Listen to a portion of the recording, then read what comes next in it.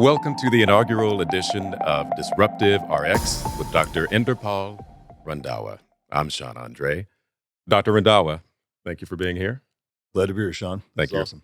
Absolutely. Thank you for doing this. So let's jump right into it, shall we? The dictionary.com definition of disruptive: disrupting or tending to disrupt some process, activity, or condition. Does that coincide with your belief of what disruptive is? I think it's on it. Disruptive, disruption. All it means is really going into a system and saying, this is not okay, right? Like, what can we do that's different? What's better?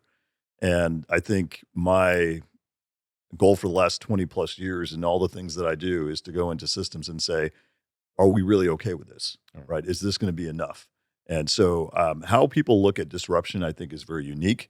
But I'm hoping, as we kind of talk about this, in this series, I think it's going to be really cool to get all the different perspectives of what disruption looks like. In the end, we want disruption to make sure that we push things forward in a positive direction, whatever the sector may be, whatever area it may be. That's the goal. I mean, we have plenty of examples of great disruptors throughout history. For Dr. sure. Martin Luther King Jr., The best. disruptor, innovator, game changer. Ozempic, There you go. definitely a game changer in healthcare. Whoever invented the elevator, I left that flashcard at home, by the way, whoever that is. But I can only imagine, back in the day, how dare he not take the stairwell? He invents something called the elevator. Totally a game changer as well. Is there a common theme or a commonality amongst disruptors? I think not necessarily, right? Because to me, disruption is all about the current time, that this individual is making their impact. And I always look at history. It's always interesting. You look back at history, and history likes to simplify things, right?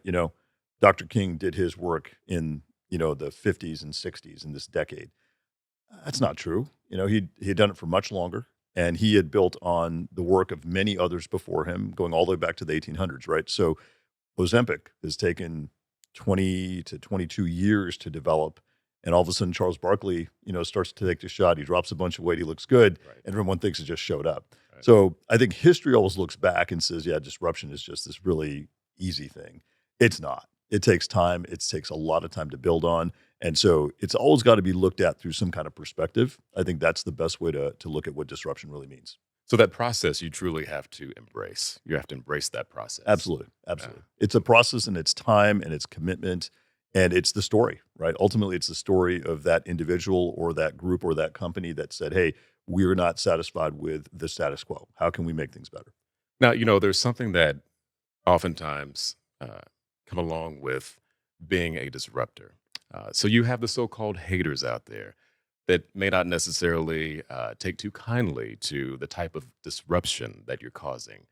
Do you have a message for the haters, or how do you feel about that? There's haters, there's naysayers, all the terms that are out there. And I've certainly had them come at me for a couple decades now, in various spaces that I've worked in. And, the knee-jerk reaction is to say, that's not okay. They're attacking me personally. And I think I learned a long time ago that that was not the case. They are individuals who are part of the norm. And if you're part of the norm, you're part of the status quo, you don't like change, right? Status quo by definition is that. Sure. And so what I found was it's my job to make sure that whatever disruptive process I'm trying to initiate is actually going to be looked at by these folks and eventually accepted by them. It takes time. None of it's ever easy. I can tell you as a scientist, one of the greatest things that we do is called peer review, right? Which is when you submit something for publication, you got to have your peers look at it. And it's been very hard because a lot of the work that I do, much of it's in classical science and some of it's brand new stuff. And ultimately, it's taken a decade and a half to get my peers to say, okay, fine, we got it, and we're going to allow this to move forward. So you can't look at the resistance, at the haters, as something that's negative. It's expected, and ultimately what you want to do is make sure you use that energy to actually just drive you further and drive you forward. And I think that's how I've certainly done it. Why do you think it takes so long for the naysayers to finally come around and to embrace that disruption? Ultimately, it's probably a number of issues. I think it's a threat. It's partially ego. I mean, what is it that allowed one to do this type of work and others not? So this is kind of the balance that's there. But we've seen it time and again in history, right? The individuals who will say this is not an appropriate thing to do are the final people who laud and actually approve it. And that's just the cycle that's repeated itself since the beginning of mankind. Well, descriptions of Dr. Inderpal Randhawa. Innovative, tenacious, also intimidating. I've heard that one. Have you? Need to know how you feel about that. Creative, genius, and that the last one is one I really want to focus on. Are you a genius? I mean, I've that word has been used to describe me. Certainly, my patients have used it. I don't know how many times. So a lot of my colleagues and certainly my other employees in my organizations have used that term. I appreciate it. I think it's a wonderful compliment. I've also been called a hero, things like this, right? And I got to be honest, it doesn't click because to me, when I think of somebody who's a true genius, I think there are very few in human history. These are individuals who have taken a concept and really developed theory to law. I mean, that's really terms that are scientific, but really taking things that are just not observations, but now actually can become a law, like gravity, Sure, things like sure. that. And ultimately, those are one person per century, maybe a couple centuries. I feel like I've done a lot, obviously, in just 20 years, made significant contributions to many areas, certainly have been extremely innovative in the food anaphylaxis space and the technology space. But ultimately, I think the work that I've done doesn't meet that caliber, Mm. and maybe that's a little too harsh, but that's just kind of how I see it.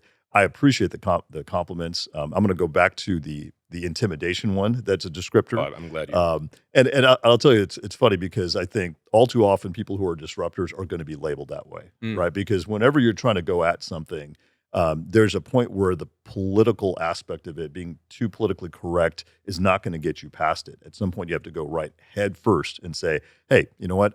These are my beliefs. This is the evidence I have to show that we can actually make this change. It will be better for, this patient population, this society, Right. whatever it may be. And you got to just go at it. Obviously, I'm not saying that's the best description of me at all times, but I do think it's something that I wouldn't take as a negative. Well, so when you look at somebody like Dr. Stephen Hawking, Yep. would you classify him as a genius? He's certainly up there. Right. He's definitely in that small list. Again, individuals who can really find true fundamental change in a system. And look, I'm not looking for that label, but I will tell you some of the things that we are studying and working on. If we continue to have the success that we have, I think we will have real fundamental breakthroughs in our research and discovery that would be able to be applied to cancer, you know, transplant, all kinds of disease areas. So if we happen to come across those, I will certainly say we've met that milestone, we've met that kind of threshold. But again, I say for now, we've done a lot of great work, but I think that that label should be reserved for very, very few people. Inspirational is something that I left off. Have you always aspired to inspire? That's interesting. I'd say, I've always been an educator, so I've been in the education space. I mean, even going back to college, I was a TA, and I was teaching even in med school and beyond. I'm a professor now, and I still teach med students and residents and so forth. Um, I appreciated really great mentors who allowed me to be me. Hmm. And then I had tons of mentors who wanted me to be them. You know, they would spend all this time and said they would model, and they were trying to get me to be like them. And I learned after all these years, the best thing to do is to mentor, educate, but it's for the individuals who are learning from you, young folks particularly, and let them be the best they could be. Let them see their greatest potential through your experiences. And that's to me how what I would consider a great mentorship or potentially some inspiration. And I would like to, believe that that's something that's part of being a good disruptor Right. as well, right? Because if you really have good disruptive thinking, you're not looking to create, one field of interest or one brand new philosophy. No, no, no. You want as much new novel ideas coming from as many people as possible because ultimately that's going to create the next level of change that's hopefully a positive thing. So I appreciate the word inspirational, but I think fundamentally it comes down to that kind of educational mindset of how you educate and promote and build people up to the best they can be. Did you have an aha moment or a revelation where you said, "No, I'm going to do me. I'm not trying to be like you." When people in the past said, "Hey, I want you to model this." Was there a certain point in time where you said, "No, I'm going to do me, and I'm going to do it this way"? It's a great question because I think it started off really young because I'm talking even in like high school and college, everyone would tell me, you asked too many questions, why are you doing it that way? I was it was you call it criticism, but that's what was coming my way. And in college, I had they assign you like a guidance counselor or some Sure. term like that, right? So I went to USC for undergrad, fight on, and Okay. but I had this professor who basically told me that, and keep in mind at that time I was studying like biochemistry, I was doing research science, all these different things. He sat me down. He's like, "You can't do this." He's like, "This is too much stuff. It's too difficult." And I kind of was very nice the first time, and so I respectfully disagree with you. But he didn't change. He literally just told me every 6 months, "Nope, it's not going to work," etc. And by the end of my second year, I just stopped going. I was like, you know what? There's no point talking to this guy. And when I finally graduated and I was going to move on to med school and I did all this stuff, I happened to walk into graduation. I had to carry the big banner for the entire College of Letters, Arts, and Sciences. Wow. And he happened to be sitting there right at the front, Uh, and I gave him a little quick nod. I'm sure you And I did. was like, I said, "Yeah, don't worry." I said, "I did it. I Yeah. got it." So Wow. ultimately, I think, that was certainly one of the earlier moments where I said, "Hey, this is who I am. And I'm always going to try to be, you know, I'd say, true to who I am." Right. So I have a laundry list of endeavors and amazing accomplishments. You're a research scientist, founder of the Food Allergy Institute, founder of the Translational Pulmonary and Immunology Research Center, also known as TPERC, founder of TPERC Diagnostics, medical director of pediatric pulmonology at Miller's Children's, medical director of immunology, founder of Lung and Health Associates, also known as LAHA. You hold 5 different board certifications. You're the author of a multitude of published papers and articles. To me, that's a genius. But is there one of those endeavors that you're most proud of? I mean, that's a mouthful, right? Of, Sure. of accomplishments. I mean, I don't want to have one over the other. I mean, I think we've done a lot of great things. And again, this is not just me. These are huge numbers of colleagues and students and employees and patients and communities who've all kind of, supported my work and got us moving in the right direction. But I'm really proud of impact. If we can really make a big impact, we can really demonstrate it, not just in one patient or in one area, but regionally and globally. The one that checks all those marks is certainly the work at Food Allergy Institute. Yeah. I mean, you're looking at 16,000 plus patients now, all around the world, coming to one place to get treatment, to turn off a disease, and to continue to live a life where they don't have to worry about this again. Right. The amount of work that it took to get to that stage and the significant continued impact is something that every once in a while I step back and say, okay, that was something special. Wow. And Yeah. so, yeah, and I'd say that one is top of the list. But again, it doesn't take away from many other great things that are currently happening Sure. and things that I've accomplished in the past. You're an entrepreneur as well, and in future episodes, we'll dive more into that and some of your other personal and professional endeavors. I know you're a huge fan of sports, Yes, sir. and recently you had the honor of throwing out the first pitch at an Angels home game. Can you please tell us about that experience and how you did, by the way? Yeah, so they were playing the Kansas City Royals and the Los Angeles Angels. Awesome MLB team. The interesting thing is they never had a way of managing fans who have food allergies. right? So some other organizations do that pretty well.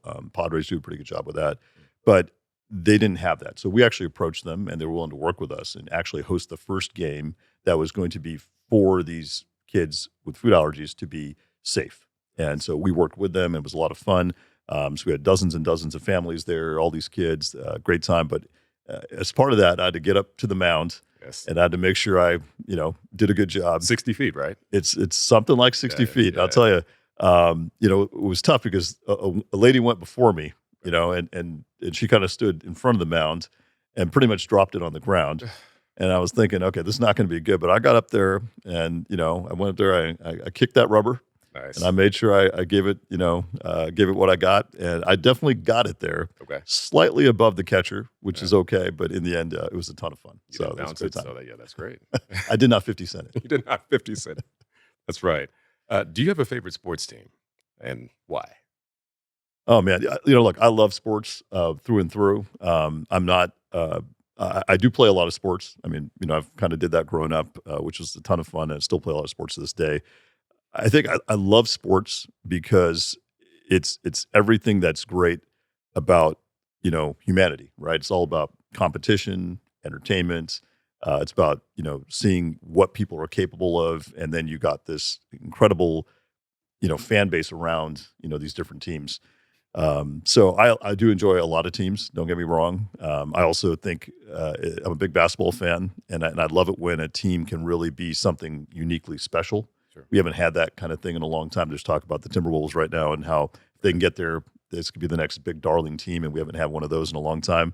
But hey, since I was a little kid, it's always been the Lakers. I know that kind of alienates some people, but overall, I still say you got to give them a lot of credit because it's been 4 decades plus of just incredibly hard work